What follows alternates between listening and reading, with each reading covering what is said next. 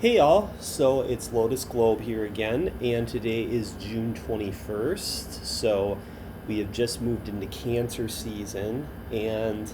I did want to actually focus on a particular expression of Cancer today,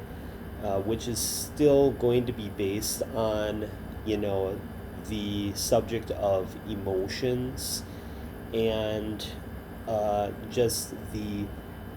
subject of nurturing, which is basically in the wheelhouse of Cancer right there. I've been paying attention to this new transit, this Mercury transit that we've been having in Cancer, and have been really interested to put together a model here by basically taking a few different resources that I have and taking some personal anecdotes from my personal life and hoping that, you can find something to relate to from this video. And yeah, hopefully by the end of this, you'll be able to have an astrological framework for, what true nurturing feels like to you. For someone especially who has never grown up in an environment in which that sort of nurturing was provided by stable parent figures. So, if this is you, and you either had to rely on one parent or you just had no parents to rely on and really no familiar family figure to look up to, then this, looking at this Mercury transit right now should offer some great information on how to create a good mental model, for being able to reprogram your reality, based on, the emotions that have been, that have been unblocked, because, I know how it is. I know that emotions can be really, really fuzzy, and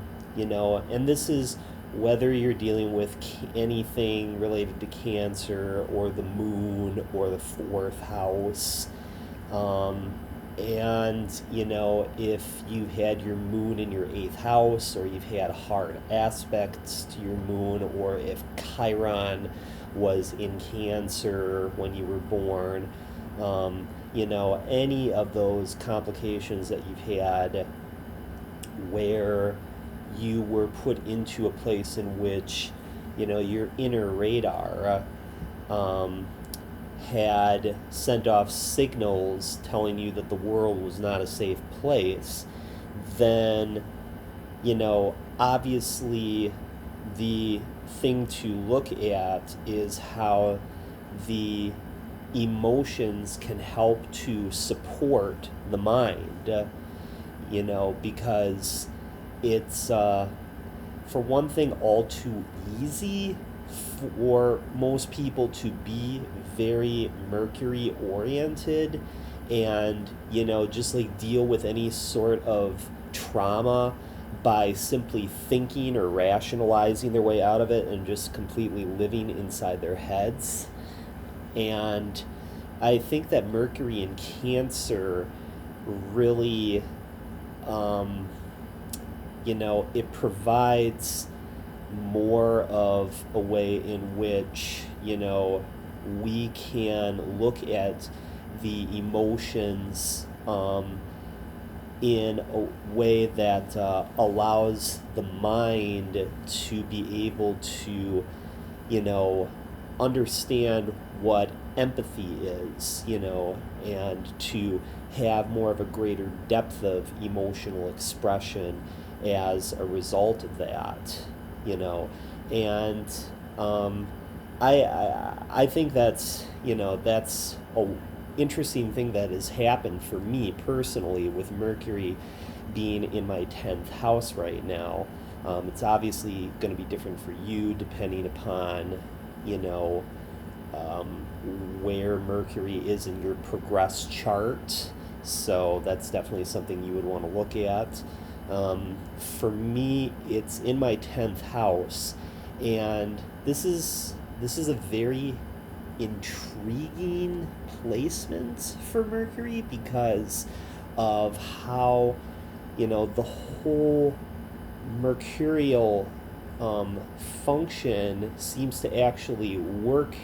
at its best in the 10th house, because when you consider the glyph of Saturn, it's basically, you know, the conjoinment of the glyphs of the moon and Mercury, and with Saturn, so with Jupiter, you know, you have the moon side facing up, which basically serves as an amplifier for the moon, in that, you know, it takes the emotions out of just the very animalistic, tribal like realm of survival and elevates it to more of a level of divinity, you know. So it basically takes even those emotions that may seem unacceptable or profane, and it beautifies them. It elevates them to a level of divinity. And with Saturn, it's the reverse, because now we're focusing more on logic and how the emotions, you know, can be given their organic expression, but within the confines of a certain societal program. And, you know, obviously, when you put this, you know, when you think about this, in the sense of, you know, how the emotions are at least given a very special channel to be expressed, then you can understand, you know, how Saturn doesn't really become a very constricting factor in that case. So anyways, that's why I thought that, you know, Mercury in my 10th house, ruling over Cancer, was just a very, very ideal place for me at that time, you know, because, you know, in its opposite house, the 4th house, you know, it very likely wouldn't really have a chance to be given its very, you know, logical function, which Mercury is, you know, supposed to do, since, you know, the alchemical function of Mercury is all about, you know, movement and fluidity, because, you know, its mode is mutable, you know, just like how the god Hermes usually is, in terms of, you know, its symbolism and, you know, how information is processed. So, and in the 4th house, it would have a really hard time doing that, because the 4th house is just all about your heritage, and, you know, your personal emotional imprint, you know, whereas your 10th house is how you've taken that imprint, how you've taken all the memories that were attached to those emotions from your upbringing, and use them towards some individual development to maintain, a certain status for yourself in society. So your 10th house is basically your final destination, and your 4th house is more just like your center of gravity. It's how you orient yourself in the world. So anyways, with that being said, I wanted to jump into the subject of sexuality too. And in this case, I will have to bring in a little bit about Venus, since I know we're still in our retrograde right now with that Venus transit, and still in Gemini right now. So, just as far as, the understanding of what it means to really have your nurturing needs fulfilled, it's also important too, to look at, your early sexual development and how that's, given you the ability to basically define, like what your body is experiencing, what it feels, why a particular attraction to, certain erogenous zones in another person can create certain excitement, and how that excitement, that libido boost, provides exactly what is needed, to give you that sense of security and safety, so that, that quadrant of your emotional nature can give you, a real overhead of visibility with yourself. Because, like, as long as you feel seen and felt and heard within yourself, and from others too, when others are able to acknowledge your presence and are able to love you and, show you how beautiful you are, then it becomes reciprocal for you to be able to, express that back to another person, and, that's what, the principle of Venus is all about, relating to others too, and so I think that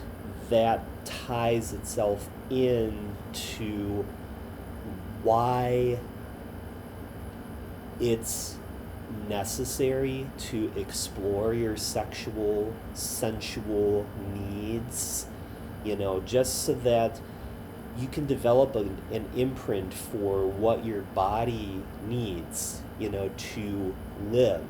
How, it's sex is just as essential as food and as water and as shelter is. And, I think that when you consider, like, how the, how both the, mental and physical life are, have a certain interface with each other, you understand then how, like whatever it is that you imagine, and whatever, degree of exposure you have to certain, pornographic material, that too is, the Mercury function right there, giving you ideas and thoughts and constructs about what turns you on, and to that degree, you know, gives you the necessary fodder to basically be able to, find a certain autonomous zone where you are able to find a certain tribe of people who are also, exploring their own fetishes and kinks and fantasies, and, how being able to be accepted within that family, extended family, or family of friends, as you want to put it, it helps to create a whole new imprint, to replace that flawed imprint that was, that was there, at the time when you were born, and at the time, as far as like the course of events in your life in which your family had shaped that imprint, basically. So, okay, so, yeah, one of the, I was just watching, a movie recently that I, is very, very close to my childhood and is still pretty relevant today. And the movie is called Logan's Run. So that movie was made back in the late 70s, and it it's a really, really amazing depiction of a future society in which, we have all of our needs met, very, very easily, and, we're lulled into kind of like a false state of complacency in which, we're able to, satisfy ourselves, with the pursuit of pleasure alone, except that, the one catch is that life ends at the age of 30. You know, there's another movie that came out a few decades after that called The Island, which touches on very similar themes, such as that too. And it even goes so far as to say, that at a certain point in your life, you're basically just meat to whatever, whatever client purchased you. And that, your organs just get harvested, to help somebody to basically,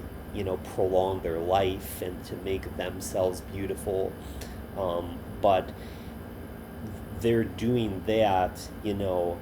by basically putting you in a position where, you are basically, on a lower rung of the food chain than that person is, so I thought it was interesting how, like, both those movies explored how, emotional blindness is created as a result of, having certain needs neglected. And I think now, with LGBTQ, with when that whole movement took off in 2015, which now has given,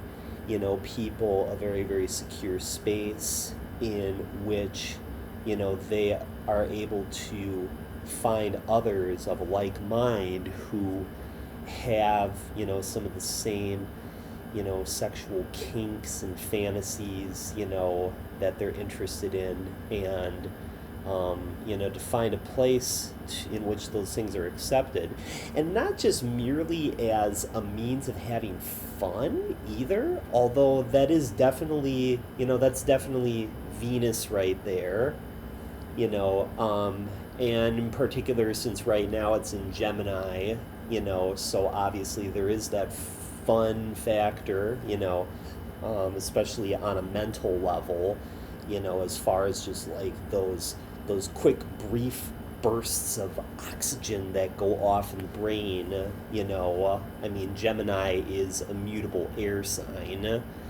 and just like those sparks that result, as those quick bursts of air occur from those, quick, fluctuations of arousal that you experience. Say if a girl is giving you a hand job, for example, or if you're eating out a woman's pussy, those sorts of things, you know, very, very much become, an Epicurean element of the mind in which the seeds are planted for creative manifestation. And that's where, like, the beautification of the thing that is otherwise seen as profane, is elevated to a state of divinity right there. And that's what Thomas More talks about here in this book, The Soul of Sex, where he brings up, Priapus, and the one chapter that, he goes into here has a really vivid and incredible title to it called Priapus the Scarecrow. That's just like,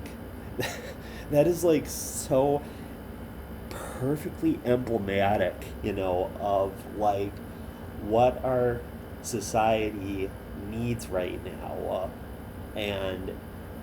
to break the parental pattern that we were raised in, so that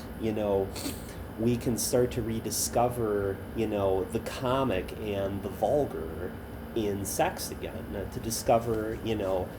how it can be such a very, very entertaining and laughable thing, in which arousal and orgasmic release is something in which laughter naturally follows as a result of it. So I think it's cool how he talks about Priapus and also some of the other gods that became an offshoot from Priapus, and one of them was Dionysus. Now, this is definitely a mercurial concept right here, and I think this very beautifully explains, this Mercury in Cancer transit right now. So he says here, one of the most beautiful motifs in classical art is the Maenad, the woman who follows Dionysus. She is shown with her head flung far back in a frenzy of abandon and loss of self. Whatever the head suggests of feeling and attitude depicts precisely what the Dionysian spirit is like. Whatever it takes to get our head in that posture is our way of entering the liberating Dionysian modality.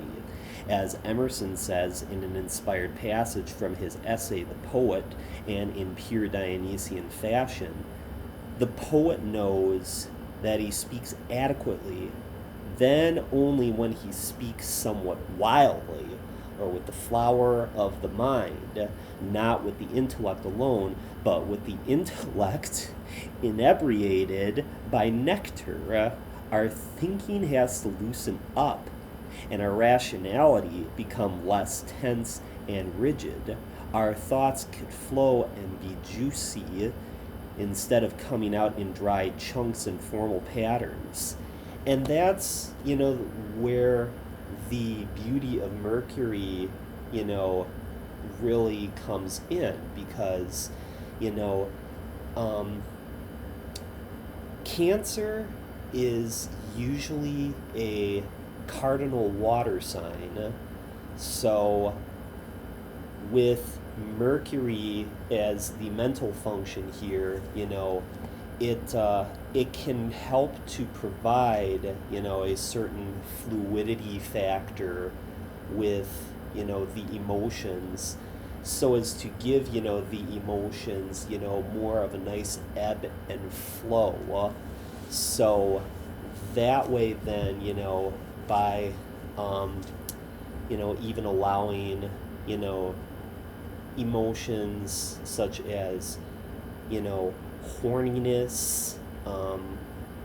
and, being overly sexed, very highly sexed, you know, any of those emotions I feel, can be given a special place to be able to, feel accepted and to be seen as beautiful and not to be, shrieked in fear, you know, or, looked at as being grotesque, or taboo in any way. And, that's like, I think, the whole dual description of the scarecrow here, because, you know, like those initial sexual impulses can be shocking at first, but I think it's what helps then to break down whatever barriers we've set up emotionally, that were set upon us by our families, that help to give us, um, you know, freedom by expressing,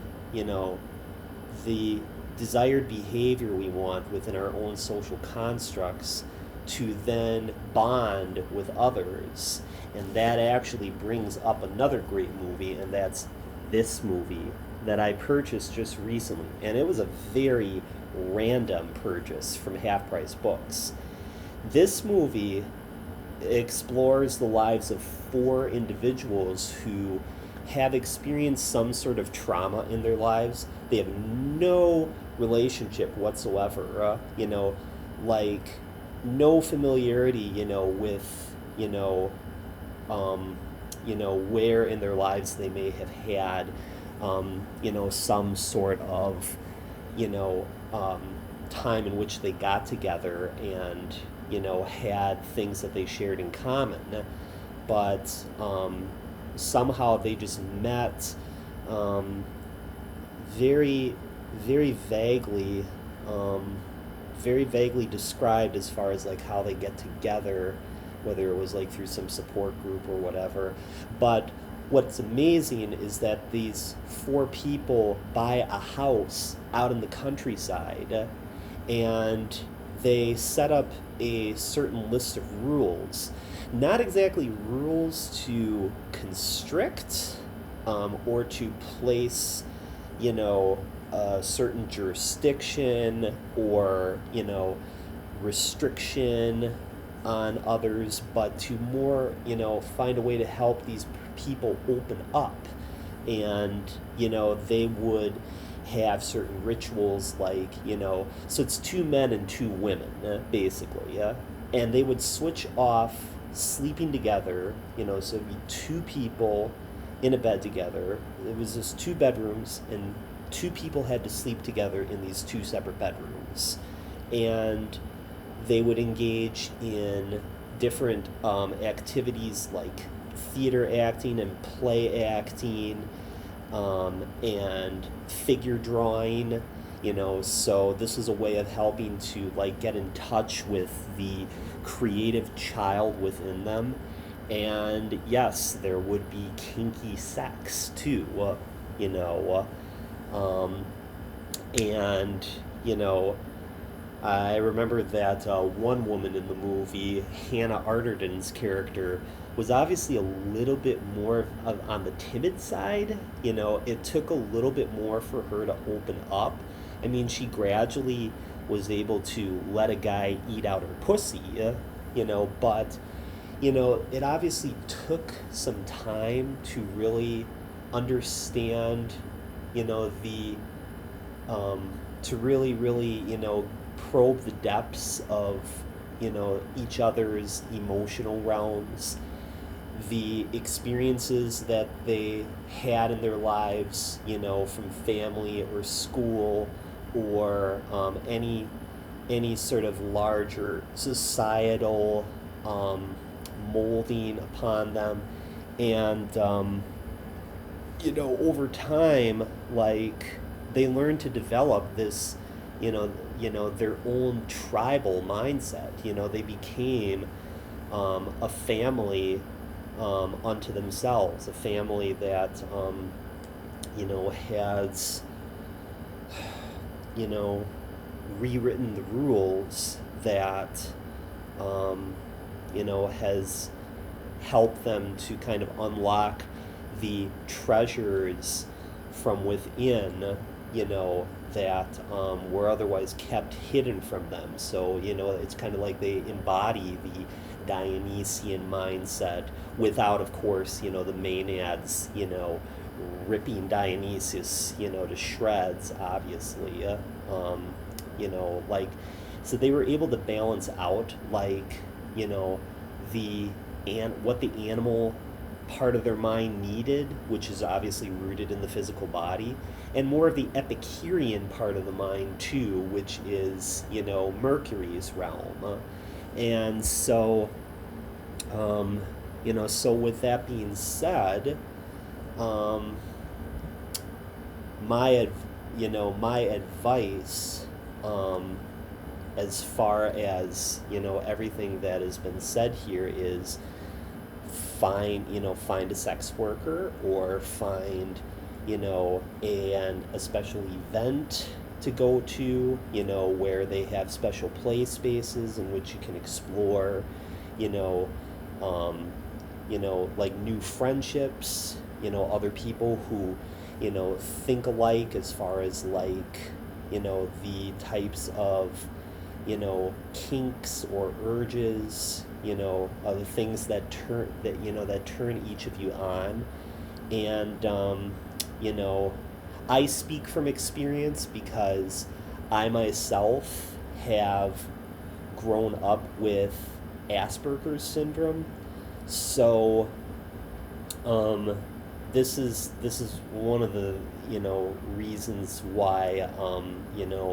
this Mercury transit was so important to me too. The other thing too is that I had discovered recently that I was pansexual, and how this relates to my Asperger's syndrome. Well, it has to do with just how, first of all, my mind doesn't have a filter, a social filter, in the same way that, most people have, where they're able to censor out, certain things that may otherwise be deemed inappropriate. And after all, I was born with both my moon and my Mercury in Aries in my 8th house. And Aries does rule over the head, of course. So again, that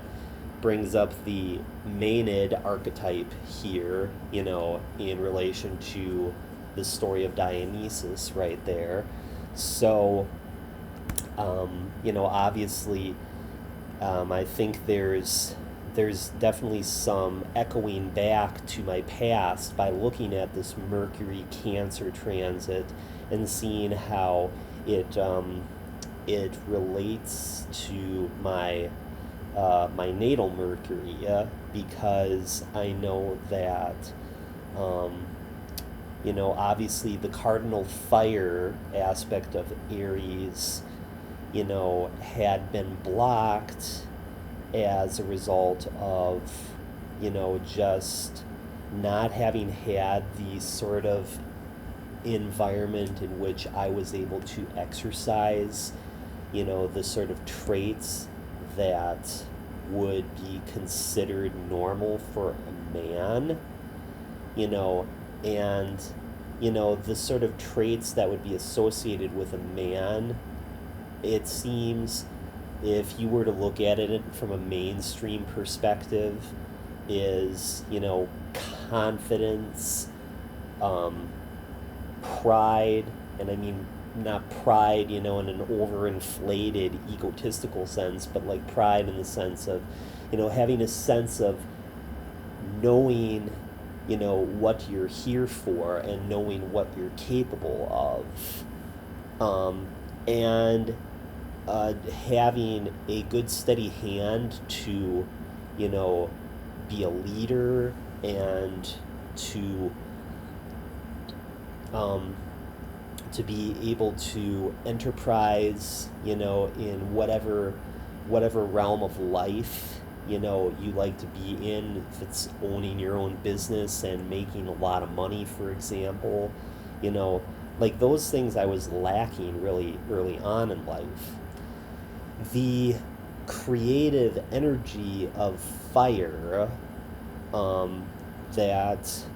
gives rise to the libido is the foundation for which it provides the lifeblood that, to give me the motion and movement to do things in a very proactive manner. And that's something that, I've had to, work on developing and evolving, because that's the basis of what it is to be pansexual for me. Obviously being pansexual, is being somebody who doesn't really discriminate somebody based off of what their gender is. That, I can obviously, respect and honor people of all different genders and different sexual orientations, because obviously what I admire most about a person, and was what I admire about a woman, let's not beat around the bush here, is the fact that, I love a woman for her soul, and what she really, really brings out in me, from the inside, and, how it really touches the deepest, most inner part of, my imagination, and inspiration. And so with that, that also provides, the sort of fuel that the fire needs to help to provide a healthy vertical upward movement of that kundalini sexual energy, so as to help to manifest, the qualities that I need to be a go-getter and to actually get certain things done. So the Mercury in Cancer transit right now, I think, and I feel is going to help provide, a sort of a resolution now to that initial burst of, consciousness or sexual awakening, the awakening of the third eye as a result of that vertical upward movement of libido energy, and being able to give that energy, which had otherwise seemed to be, lurking in the underground of the profane, a place where it can be beautified and can help to give,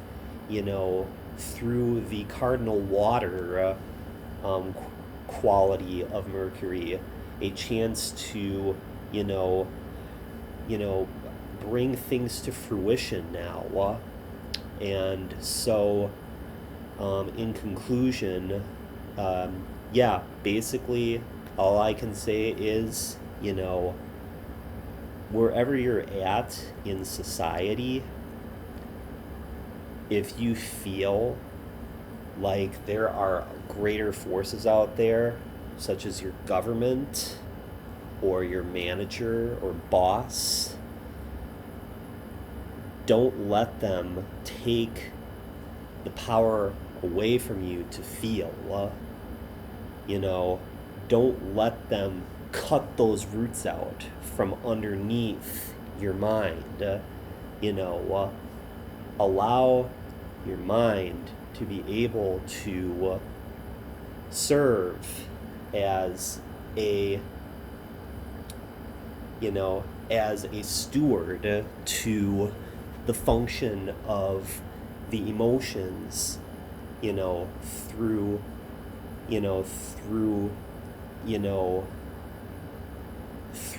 what we call our gut instincts. Remember that Cancer also rules, our stomach as well. And I'm kind of referencing, Virgo in this sense, because Virgo really also rules over the gut and intestines. And I'm a Virgo ascendant, so, I don't know. I saw some overlapping there, and I couldn't help but bring that out. So, definitely find a way to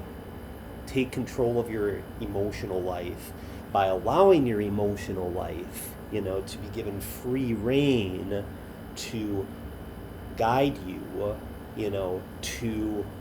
give you that intuitive, sense of feeling out which people you feel most comfortable around and who can, cuddle you and touch you in such a way that it turns you on, helps you to feel, more awake, helps, you to create that direct link between your third eyes and, allows you to, to feel held and supported, so that you can experience, just what it is like to have a stable home within your body. And, to just feel rich as a result of, just the orgasmic release that you get, through connection with another person and with another tribe. So, that's really all I had to say. I know it was kind of a little bit all over the place, but hopefully it touched on, just the whole subject of nurturing in a very holistic sort of way. And so that's all I have for today. So, and just, pay attention to, the current moon cycle right now and make out your wish list, look for special events where, they're very, very kink friendly and, LGBTQ friendly and, attract people who really, really, open up your heart. So, and, that's all I have to talk about for today. So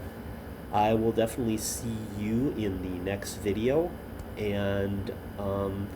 also you can look at some of my older videos, because I made some videos about the internal family and what my ideas were about that. So this video, I know I'm just tagging this on at the end here. This video was supposed to be like a new and updated retrospective on those videos that I had made 2 years ago. This is my personal journal entry, for someone who has now lived on his own now for the last 2 years and has learned to really feel what it's like to be more authentic now. So, anyways, I just wanted to quick tell you that, and I'll make sure to leave the links to those videos below, and obviously just make sure to like my video and to subscribe to my channel, and yeah, I will. Yeah, I will see you around the next retrograde, I guess. All right, peace.